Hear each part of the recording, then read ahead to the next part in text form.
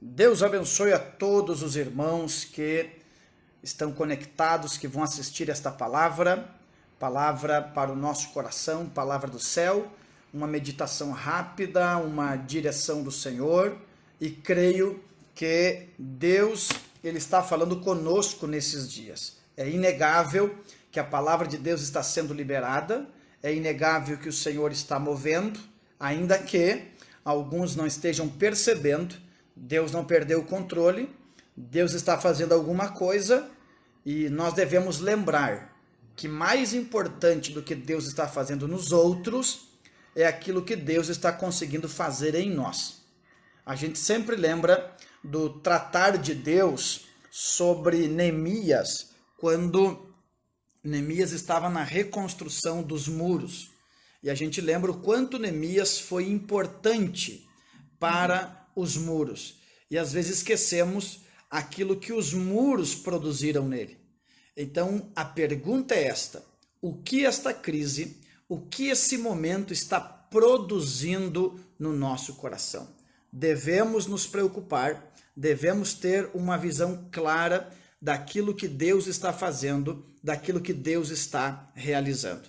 E como eu coloquei na descrição, a crise revela as nossas motivações. E eu quero ler com vocês um texto bíblico que está em Deuteronômio, capítulo 8, e o versículo de número 2, que diz assim: E te lembrarás de todo o caminho pelo qual o Senhor teu Deus te guiou no deserto esses 40 anos, para te humilhar e te tentar, para saber o que estava no teu coração, para saber o que estava no teu coração, se guardarias os seus mandamentos ou não. Veja o que esse texto está dizendo. O Senhor te conduziu ao deserto para saber o que tinha no seu coração e ver se você guardaria a palavra de Deus, sim ou não. Como pastor, viemos agora da igreja, estava aberta, até por questões de decreto, que um diz uma coisa, outro diz outra. A nossa igreja estava aberta, nós oramos lá.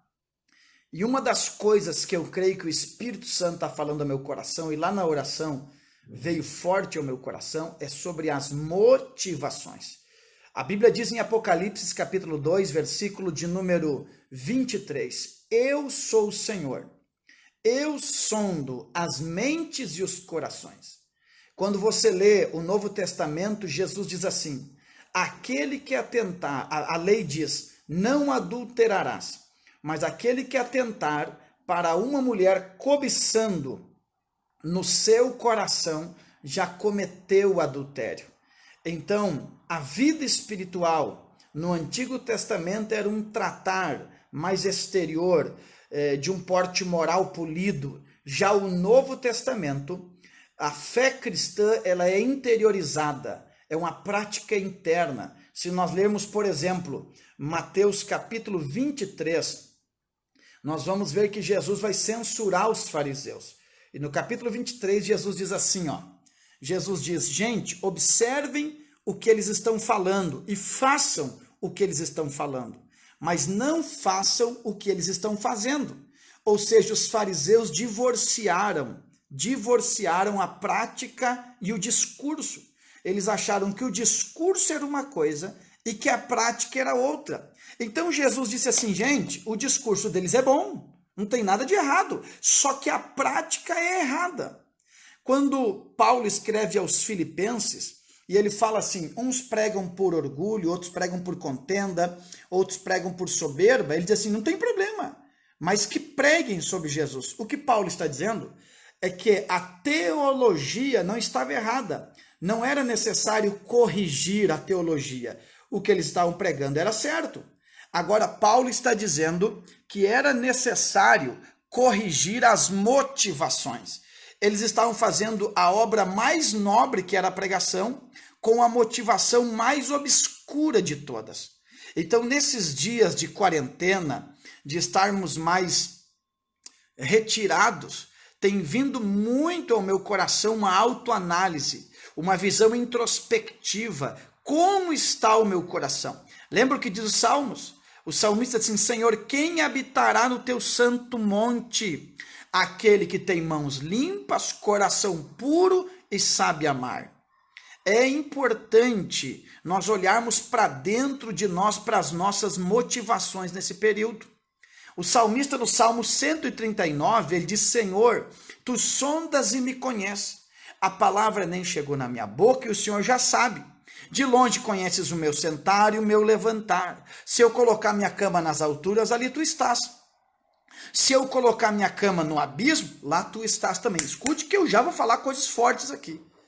Por quê? O salmista está falando que Deus conhece o coração. Os últimos versículos do Salmo 139, ele diz: vê se há em mim. Ele está dizendo: Deus, eu não posso olhar com os meus olhos. Vê tu se há em mim. Porque o teu olhar é correto, o teu olhar é justo, o Senhor conhece os corações, o Senhor não se ilude com carinho, o Senhor conhece a nossa motivação. E ele diz: Senhor, vê tu se há em mim um caminho torto e guia-me pelos caminhos da justiça. E esse período de quarentena serve para nós nos analisarmos em algumas coisas. No que diz respeito a ser pastor, eu me analiso. Será que eu sou pastor para ganhar dinheiro? Ou eu sou pastor por uma vocação sacerdotal, uma linguagem que nós podemos usar? Será que eu estou preocupado em arrecadar valores nesse período? Ou estou preocupado em fornecer consolo, cuidado? Eu sei que a crise vem e abate todo mundo, mas é vergonhoso o que alguns líderes estão fazendo, aproveitando a transmissão para convidar os membros a contribuir. Eu acho que quem é crente e é membro fiel, consciente, eles vão contribuir, eles vão dar um jeito de entrar em contato com o pastor. Quem não tem o princípio de ser dizimista, não adianta pastor se expor publicamente e colocar a igreja na vergonha, porque é neste momento de crise que o nosso coração é exposto. E eu não posso corrigir ninguém, mas eu também não posso levar ninguém ao céu. Então eu tenho que me corrigir para que eu possa ir ao céu. Porque a Bíblia diz: na vossa perseverança ganhareis as vossas almas. Esse é o primeiro ponto de análise próprio, eu como pastor. Será que eu sou pastor para ganhar, para ter dinheiro? Nós estamos sendo ridicularizados na rede social por líderes que se expõem. É hora de nós crermos em quem nós pregamos.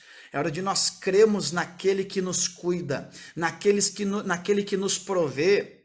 É injusto eu achar que eu não vou passar crise como pastor de igreja se as minhas ovelhas vão passar crise. Então é o primeiro ponto. A crise revela o meu coração. Será que eu sou pastor por ganância? Esse é o primeiro ponto. Segundo ponto, a crise revela se de fato eu amo a igreja. Se de fato eu amo a igreja. Tem pessoas que estão há 15 dias sem congregar, lembrando que teologicamente é verdade que o templo não é a igreja, que a igreja somos nós. Mas é um conhecimento comprovado, empírico, que de fato o congregar com os irmãos nos faz falta. Hebreus 10, 25 diz: não abandone a congregação, como é costume de alguns. Não tem como nós congregarmos, é verdade. Mas será que o nosso coração está sentindo falta da igreja? Será que o nosso coração está contando as horas e os dias para nós voltarmos para a congregação? Ou tanto faz e tanto fez? Ah, pastor, se voltar a igreja voltou, se não voltar tá beleza, se der certo der, se não der tamo aí. Não, irmãos. A gente tem que amar a casa que foi estabelecida como ponto de congregar, como ponto de edificação, como lugar de alimento da nossa alma. Então são coisas que a crise revela o nosso coração. Eu como pastor, será que sou pastor porque ganho pago? Segundo, você que é membro, será que você sente falta da igreja? Por exemplo, saiu um decreto que nós poderíamos cultuar. Claro que ele vai vigorar amanhã e amanhã pode ser revogado. Eu já fui para a igreja hoje, porque existem pessoas que querem estar na congregação, que amam estar na congregação. E você que está em casa, é hora de você olhar para dentro do seu coração. O texto que eu li diz: eu te conduzi para o deserto para saber o que estava no seu coração. No seu coração. Terceira observação que a crise pode revelar: será que eu amo cultuar em família? Será que eu amo cultuar em família?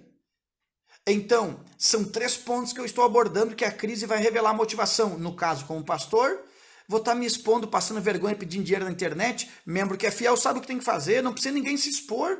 E nós, como igreja, devemos ajudar, curar, prover. Segundo, será que você sente falta do templo? E terceiro, será que você valoriza o altar da sua família? Será que você tem coragem de reunir a sua família e orar junto com eles? Você que é homem, reunir com a sua esposa, seus filhos, darem as mãos ou não, não importa o jeito, mas orar e clamar ao Senhor? Será que você, minha irmã, que é crente, consegue agora representar a sua casa em oração? Ah, mas o meu marido não é crente, mas você é. Você pode orar. Você pode orar. As crises revelam a nossa motivação. Em quarto lugar, será que agora você está reclamando que não tem tempo para orar e ler Bíblia? Irmãos, é impossível, mas não é impossível, senão não acontecia. Crentes que nós, por exemplo, estamos há quase 12 dias com a igreja fechada, lembrando que alguns irmãos estão trabalhando, glória a Deus por isso, mas tem gente que está em casa clausurada, que não saiu. O problema não é esse. O problema é que não saiu e não leu a Bíblia e não orou. Então a crise veio provar para nós que a gente não faz isso, não é porque não tem tempo, é porque não ama Deus o suficiente. É porque a gente quer o socorro de Deus, a gente quer a provisão de Deus, mas a gente não quer o Senhor. Não há um sentimento de endividamento dentro de nós que nos leve a nos preocupar com a oração. Que o povo gosta de ser enganado, porque não lê a Bíblia. E Paulo escreveu aos Coríntios no capítulo 11, na sua segunda carta, dizendo que tinha medo, que a serpente, eu estou usando esse versículo direto, ele tinha medo que, como a serpente enganou Adão e Eva no jardim, a antiga serpente, que é um símbolo de Satanás, engane a gente, corrompendo o nosso sentido.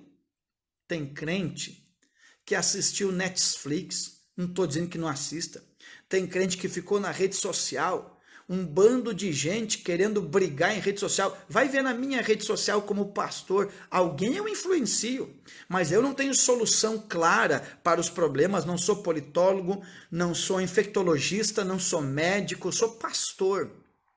Eu sei de princípio de autoridade, de amor, de compaixão, e posso errar naquilo que eu sei ainda. Então tem crente que solucionou o problema de todo mundo na rede social, mas não orou, não dobrou o joelho, não leu a Bíblia. Era para sua Bíblia estar toda rabiscada. Billy Graham dizia assim: uma Bíblia em pedaços geralmente pertence a uma alma inteira, porque ela está sendo usada. Gente, a crise veio para revelar o nosso coração. Essa crise, eu tenho disse na última pregação, vai colocar os meninos de um lado e os homens do outro. Essa crise vai revelar pastores, vai revelar verdadeiras ovelhas. A crise vai revelar quem é pastor de verdade e vai revelar quem é ovelha de verdade. O que esta crise está revelando no seu coração? Como nós temos a habilidade de discernir a vida alheia e temos dificuldade de discernir nós mesmos. Paulo disse aos Coríntios: examine-se, pois, o homem a si mesmo. Paulo disse que além de se examinar, Paulo disse a Timóteo: cuida de ti mesmo e da doutrina. Eu não posso ensinar muitos nesse tempo, mas eu posso aprender. E essa crise, olha os pontos que eu estou falando, vai revelar se eu sou pastor por dinheiro ou eu sou pastor por vocação. Vai revelar se você ama o templo ou você não ama. Vai revelar se você cultua em família ou você não cultua. E vai revelar se de fato você não buscava Deus porque não tinha tempo ou porque simplesmente o seu amor não é completo ao seu Senhor. Não há como fabricar desculpa de que nós não temos tempo para o altar. É agora que aquelas orações que nós fazíamos no templo, dizendo Abba Pai, Paizinho, vem, eu te amo, é agora que Deus quer ver esta oração. É agora que o Senhor quer ver se nós de fato o amamos e o queremos. Então a crise vai revelar o nosso coração. Pastor, o que eu faço? Se o meu coração não é justo, não é certo, busque a Deus agora. Se eu ficar só encontrando defeitos e não buscar nele a restauração, eu vou ficar louco. Isaías capítulo 6 diz, no ano em que morreu o rei Uzias, eu vi o Senhor assentado num alto e sublime trono. Depois que ele vê o Senhor, ele diz, ai de mim que vou perecendo. Ai de mim. Ele tem uma visão da soberania de Deus, mas ele tem uma visão da miserabilidade do homem. Ele viu que o homem é incapaz, que o homem é sujo sem a presença de Deus.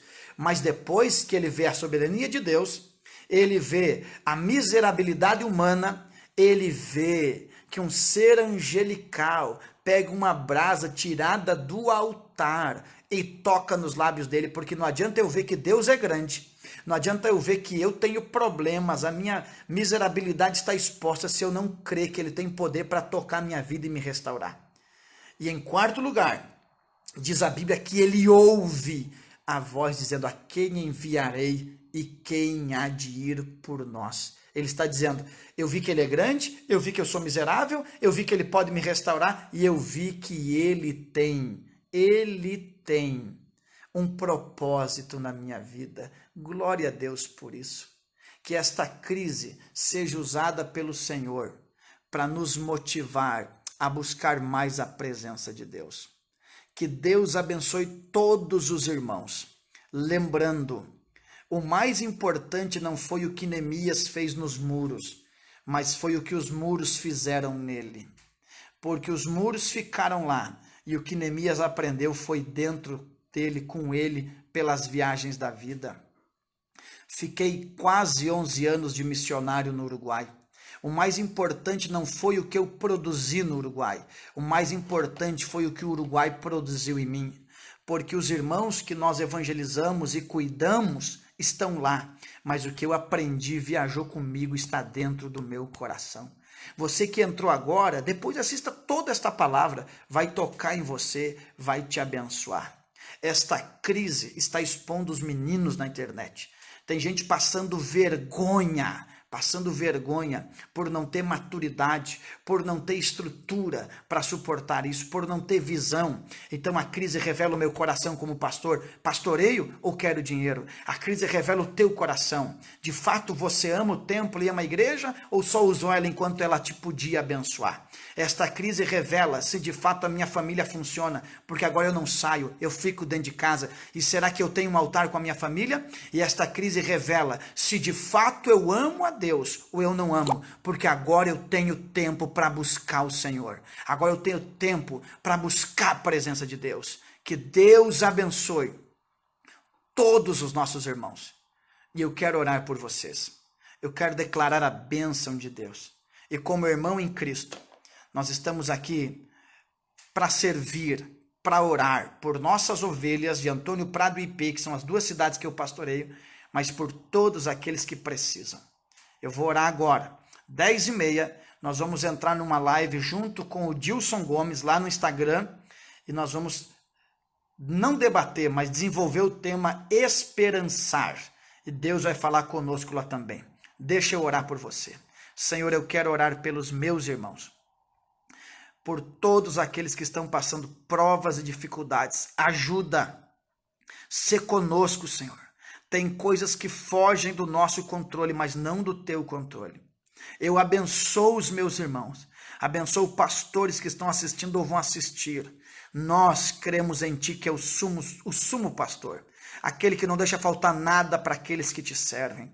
Oramos pelas autoridades, cuida, dá direção, que não haja desencontro nas informações, mas uma direção clara para a nossa nação. Abençoamos cada membro da nossa igreja e aqueles que não são membros, mas também estão ouvindo e recebem esta oração de cura, de transformação.